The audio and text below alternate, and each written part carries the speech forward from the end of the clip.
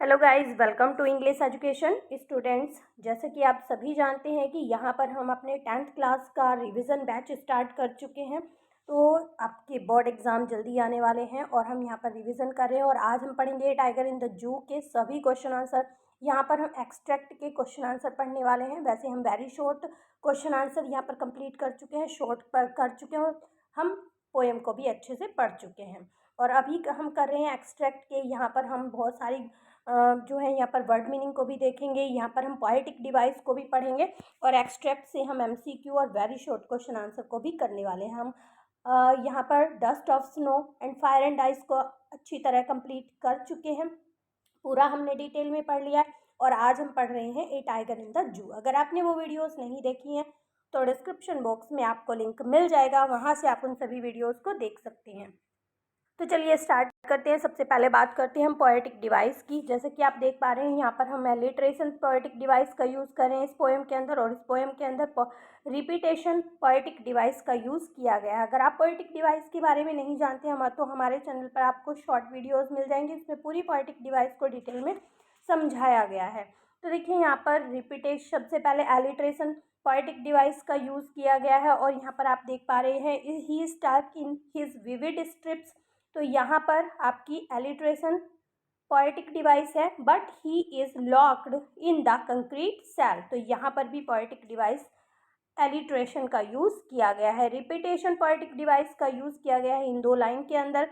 Velvet quiet quiet rage, brilliant eyes brilliant stars. तो देखिए यहाँ पर दोनों डिवाइसेस को हम जान चुके हैं, रिपीटेशन का यूज़ हुआ है और यूज़ हुआ है एलिट्रेशन पोएटिक डिवाइस का। तो देखिए यहाँ पर आपका 2 नंबर का मार्क कहीं नहीं जाने वाला है। ये 4 जो हमारी लाइन है यहाँ पर एलिट्रेशन और रिपीटेशन पोएटिक डिवाइस हम देख रहे हैं।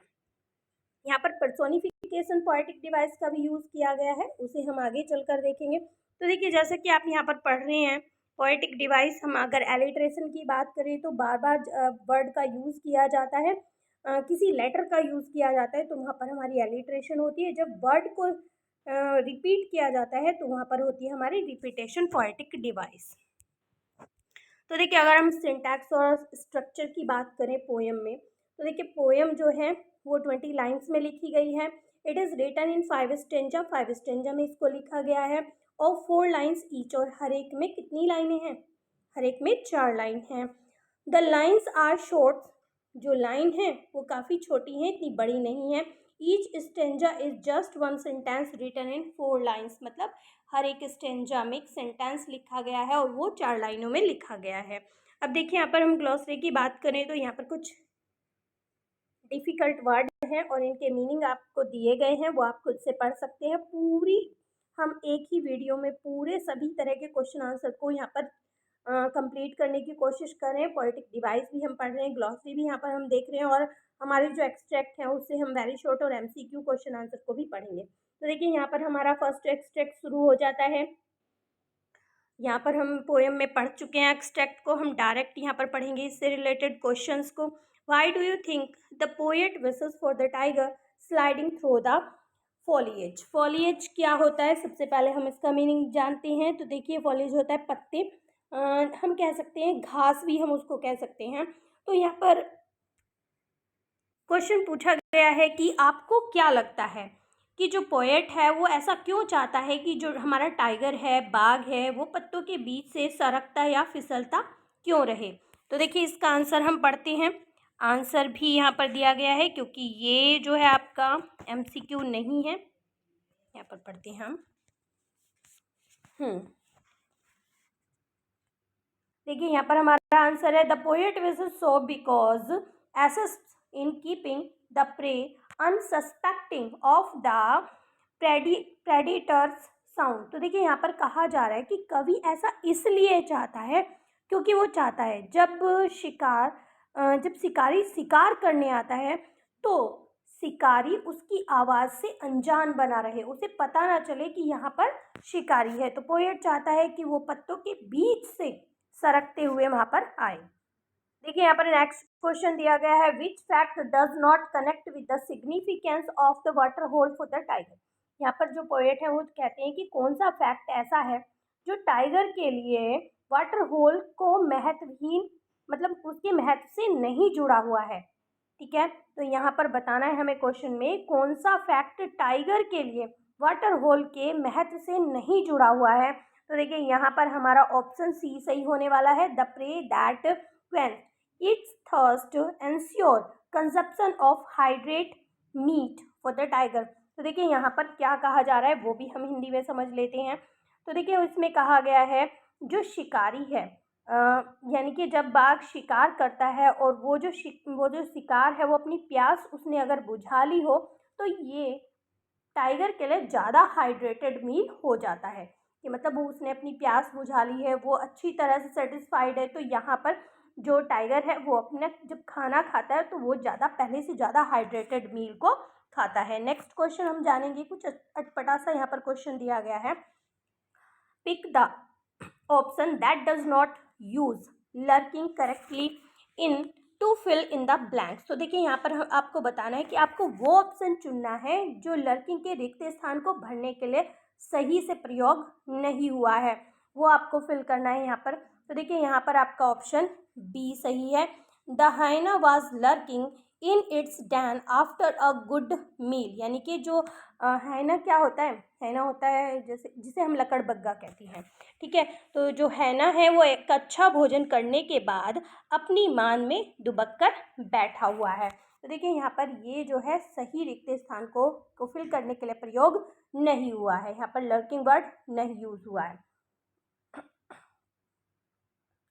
नेक्स्ट आपका क्वेश्चन कहता है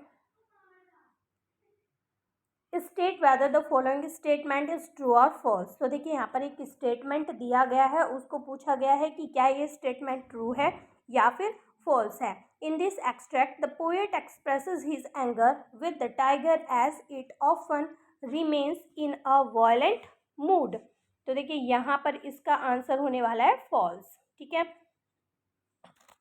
नेक्स्ट हम जानते हैं what kind of life does the poet envisages for the tiger. तो देखिए किस तरह का जीवन चाहता है, क्या विश करता है पोएट की टाइगर का जीवन किस तरह से होना चाहिए। तो देखिए यहाँ पर आपका ऑप्शन सी है a free life in the jungle, कि वो जंगल में रहे और उसका जीवन जो है फ्री रहे, उसे केज के अंदर ना रखा जाए, कहने का मतलब ये है। आगे देखते हैं इसी से related very short question answer. Why does the tiger lurk in the shadow. तो देखिए क्यों दुबक कर बैठा हुआ है टाइगर शैडो के अंदर। The tiger knows how to ambush his hunt. Tiger जानता है कि किस तरह से घात लगाना है। एम्बुश का मतलब होता है घात लगाकर बैठना, कि किस तरह से घात लगाना है अपने शिकार पर। And so he lurk in the shadow unseen, इसलिए वो घात लगाकर छुप कर बैठा हुआ है जिससे कि वो दिखाई ना दे। नेक्स्ट क्वेश्चन है why does he slide through the long grass. जो लंबी लंबी घास है उसके बीच से वो सरक कर क्यों जाता है। He slides through the long grass to ambush his prey unseen and unnoticed, क्योंकि वो इस तरह से खिसकते हुए इसलिए जा रहा है उस लंबी घास से क्योंकि उसका जो शिकार है वो उसे ना देखे और उसे नोटिस ना करे। आगे हमारा क्वेश्चन कहता है भाई where does the tiger generally go in search for his prey. तो मतलब जनरली जो टाइगर्स होते हैं वो शिकार के लिए कहाँ पर जाते हैं, क्वेश्चन है ये। तो देखिए the tigers generally goes to water hole in search of his victim. तो देखिए अपने शिकार के लिए वो कहाँ पर जाते हैं जहाँ पर वाटर होल होता है, यानी कि छोटे मोटे पोंड होते हैं या पर कहीं पर पानी भरा होता है, रिवर होती है, तो वहाँ पर वो अपने शिकार के लिए जाते हैं क्योंकि वहाँ पर जो दूसरे एनिमल्स हैं वो कभी ना कभी पानी पीने के लिए आती हैं। देखिए नेक्स्ट क्वेश्चन यहाँ पर है where should be the tiger snarling around. Snarling का मतलब होता है गुर्राना, तो टाइगर जो है कहाँ पर गुर्राना चाहिए। तो देखिए the tiger he should be snarling around the houses of the human settlement. तो जहाँ पर लोग रहते हैं, जहाँ पर उनका सेटलमेंट है वहाँ पर उसे गुर्राना चाहिए। नेक्स्ट क्वेश्चन है how does he terrorise the villagers. किस तरह से वो विलेजर्स को डराता है। देखिए he should be sorry he terrorises the villagers by opening out his long sharp teeth and powerful curve. तो देखिए यहाँ पर बताया जा रहा है कि जो टाइगर है वो क्या करता है, वो अपने शार्प टीथ दिखाता, अपने दांत दिखाता है और अपने पावरफुल पंजे दिखाकर जो विलेजर्स हैं उनको डराता है। नेक्स्ट हमारा स्ट्रेंजर है, but he is looked in concrete cell.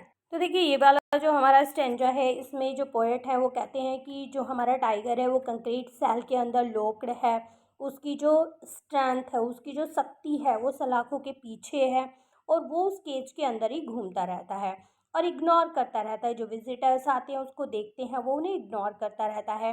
He hears the last voice at night, और वो आखिरी आवाज़ रात में सुनता है। किसकी? द पेट्रोलिंग कार्स, जो पेट्रोल करने गश्त लगाने कार आती है ना, उनकी आवाज़ को वो सुनता है। And stars with his brilliant eyes eight the brilliant star, he stairs, sorry यहाँ पर स्टीयर्स है, ही स्टीयर्स एट द, वो ब्रिलियंट आइज से स्टार्स की तरफ घूरता रहता है। तो देखिए इसी से रिलेटेड हम यहाँ पर कुछ क्वेश्चंस पढ़ने वाले हैं। यहाँ पर हमारे एमसीक्यू क्वेश्चन आंसर भी होने वाले हैं और साथ में हम पढ़ेंगे इसी से related very short question answer भी। और पोएटिक डिवाइस को हमने पढ़ा है और यहाँ पर हम जानेंगे अपने पर्सोनिफिकेशन पोएटिक डिवाइस को वो कहाँ पर यूज़ हो रही है। पोएटिक डिवाइस कंपल्सरी है, इम्पोर्टेंट है, क्वेश्चन जरूर आता है। तो देखिए it is clear that in this extract the poetic device personification has been used in he hears the last voice at night। तो देखिए हमें ये तो पता है कि यहाँ पर पर्सोनिफिकेशन पोएटिक डिवाइस का यूज हुआ है, यहाँ पर इन लाइन में, किन में? He hears the last voice at night. ठीक है, explain how personification applies here, हमें एक्सप्लेन करना है कि यहाँ पर पर्सोनिफिकेशन कैसे अप्लाई हुई है। तो देखिए यहाँ पर जान लेते हैं। यहाँ पर देखिए ही वर्ड का यूज़ हुआ है, जबकि एनिमल के लिए हम इट का यूज़ करते हैं, बट यहाँ पर क्या यूज़ हुआ है? यहाँ पर यूज़ हुआ है ही। तो देखिए किसी भी नॉन लिविंग थिंग के लिए, एनिमल के लिए अगर हम एज अ लिविंग बीइंग या ह्यूमन बीइंग शो करते हैं तो वहाँ पर हमारी पर्सोनिफिकेशन पोएटिक डिवाइस होती है। तो यही यहाँ पर है। देखिए आगे जानते हैं हमारा नेक्स्ट क्वेश्चन क्या कहता है। The tiger stalking at, sorry, the length of the cage shows that it is. तो देखिए उसका जो केज के अंदर इस तरह से घूमना है वो क्या दिखाता है कि वो कैसा फील कर रहा है? वो फील कर रहा है रेस्टलेस एंड एंग्री। तो देखिए यहाँ पर आपका ऑप्शन बी सही है। नेक्स्ट क्वेश्चन पढ़ते हैं। यहाँ पर हमें इस स्टेटमेंट को बताना है कि ये ट्रू है या फिर फॉल्स है। The tiger mention in the extract always terrorise the visitors. तो देखिए क्या जो विजिटर्स है वो आते हैं, क्या वो टाइगर जो केज के अंदर है वो उन्हें डराता है? नहीं, हमने पढ़ा था, अभी पढ़ा था ऊपर कि वो उनको इग्नोर करता है। ठीक है, तो ये हमारा जो स्टेटमेंट है वो फॉल्स होगा। The mood off the tiger that is depicted in the above line is. तो देखिए किस तरह का मूड जो है, जो ऊपर पैराग्राफ दिए गए हैं, लाइन दी गई है, उनमें किस तरह का मूड जो है डिपिक्ट किया गया है टाइगर का। तो देखिए यहाँ पर आपका ऑप्शन होगा बी सही, पेटी।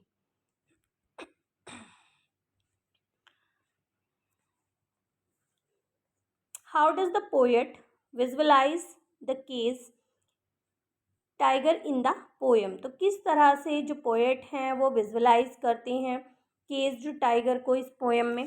तो जानते हैं यहाँ पर the poet visualise the cage tiger as a powerful creature in the poem. वो पावरफुल क्रिएचर की तरह उसे विजुअलाइज करते हैं पोएम के अंदर। यहाँ पर पढ़ेंगे हम very short question answer. What has gone wrong with the tiger's strength. Tiger की स्ट्रेंथ के साथ क्या गलत हो रहा है? तो देखिए the powerful tiger has been put behind the bar. तो देखिए जो पावरफुल टाइगर है उसे सलाखों के पीछे बंद कर दिया गया है। Where does he stalk around. तो देखिए कहाँ पर घूम रहा है वो? He stalks proudly around the length of his cage. वो अपने पिंजरे के अंदर ही, जितनी मतलब उसकी लेंथ है आगे पीछे, वो वहाँ पर घूमता रहता है काफ़ी प्राउडली। आगे देखते हैं। Why does he ignore the visitors. वो विजिटर्स को इग्नोर क्यों करता है? He hate to entertain the visitors and stuck proudly just ignoring them. तो देखिए उसे जो है बिल्कुल भी पसंद नहीं है कि वो जो विजिटर्स आते हैं वो उन्हें एंटरटेन करे, इसीलिए वो जो है पूरे गर्व के साथ वहाँ पर घूम रहा है उन्हें इग्नोर करते हुए। नेक्स्ट हमारा फोर्थ क्वेश्चन कहता है why does he stare at the brilliant star. वो ब्रिलियंट स्टार की तरफ क्यों देखता रहता है एकटक? देखते हैं यहाँ पर इसके आंसर को। He stares at the brilliant stars because they are shining freely in the sky, क्योंकि वो बहुत ही फ्रीली आसमान में चमक रहे हैं और वो चाहता है कि वही फ्रीडम उसको भी मिल जाए, इसलिए वो अपनी ब्रिलियंट आइज से उन सबको देखता रहता है। नेक्स्ट हमारा क्वेश्चन है, why do cars petrol at night? रात में जो कार्स है वो क्यों पेट्रोलिंग करती हैं, ये हमें बताना है। तो देखिए, car patrol at night to supervise and safeguard the animals lodge in the edge, तो इन द जू। तो देखिए, जू के अंदर जो लॉजेस बने हुए हैं एनिमल्स के, उन्हें सुपरवाइज करने के लिए, उन्हें सेफ करने के लिए जो गाड़ी है जू के अंदर वो पेट्रोलिंग करने के लिए, गश्त लगाने के लिए आती है। तो देखिए, इस तरह से हमारे ये सभी क्वेश्चंस होते हैं कंप्लीट। आई होप आपको अच्छे से समझ में आ गया होगा। यहाँ पर हम रिवीजन कर रहे हैं और रिवीजन कर रहे हैं हम अपने बोर्ड एग्ज़ाम्स के लिए। आई होप आपको अच्छे से समझ में आया होगा। नेक्स्ट आने वाली पोएम को भी हम इसी तरह पोएटिक डिवाइस के साथ पढ़ने वाले हैं, तो स्किप मत करिएगा और जल्दी से अपने फ्रेंड्स को भी शेयर कर दीजिएगा। मिलते हैं अपने नेक्स्ट टॉपिक में, तब तक के लिए bye bye and take care.